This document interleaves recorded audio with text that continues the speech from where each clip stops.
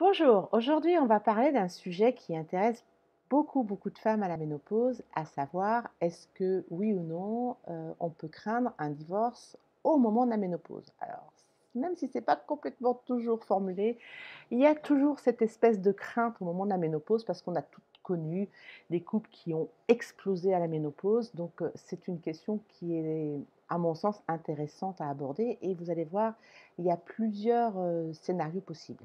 Alors déjà, c'est vrai que les statistiques montrent que les divorces sont quand même plus fréquents chez les quinquas. Ceci étant, il y a plusieurs scénarios qui expliquent pourquoi les couples peuvent potentiellement exploser à la ménopause. D'abord, il y a un scénario qu'il ne faut pas négliger, c'est le cas de la femme qui décide, qui est à l'initiative justement du divorce au moment de la ménopause. Elle décide de mettre fin à son mariage qui ne lui convient plus. Elle a assouvi son rôle de mère, d'épouse et elle a envie de se réaliser pleinement et en toute autonomie. Et c'est un pourcentage dans le cadre des divorces qui n'est pas négligeable. Autrement dit, pour ces femmes-là, on va dire la ménopause est presque une forme d'opportunité pour s'autoriser à vivre la vie qu'elle a envie de vivre. Et ça représente un certain nombre de divorces. Le deuxième scénario, c'est celui que certaines femmes peuvent craindre, c'est l'homme qui se détourne de sa femme au moment de la ménopause pour aller chercher une femme plus jeune, plus fraîche.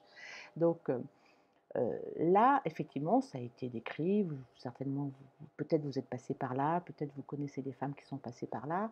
Ce qui est intéressant de comprendre, c'est pourquoi à ce moment-là, l'homme se désolidarise de son couple et pourquoi il a cet instinct presque, même, c'est pas presque, reptilien, d'avoir besoin de trouver une femme plus jeune et plus fraîche.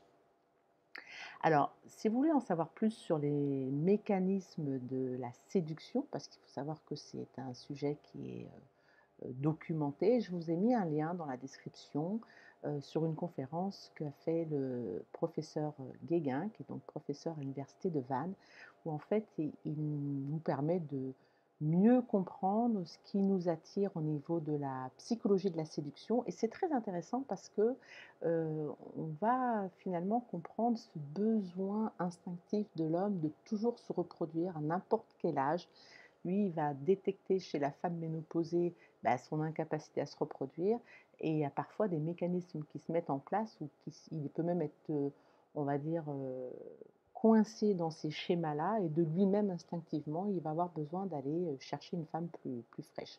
Donc déjà, moi je vous dirais, quoi qu'il arrive, que vous soyez en couple, vous soyez un couple, vous sentez que votre couple est en danger ou même pour vous toute seule, allez lire cette conférence, toute seule ou en couple, vous allez de toutes les façons passer un très bon moment.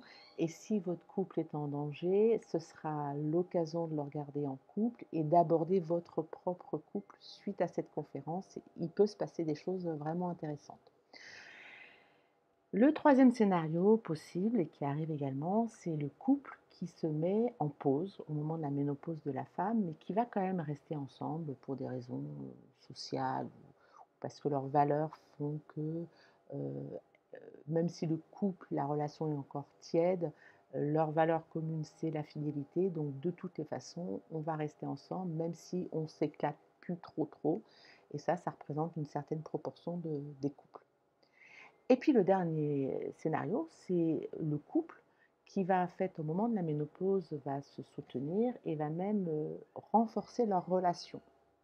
Donc tout est possible, effectivement, pour répondre à la question est-ce que le couple peut être en danger au moment de la ménopause? C'est de toute façon un couple qui va se revisiter à un moment ou à un autre et en fonction de la relation déjà existante, eh bien, il peut y avoir plusieurs scénarios possibles. Donc, si vous voulez en savoir plus, encore une fois, vous pouvez aller lire cette conférence. Sinon, je vous dis à bientôt dans une prochaine vidéo.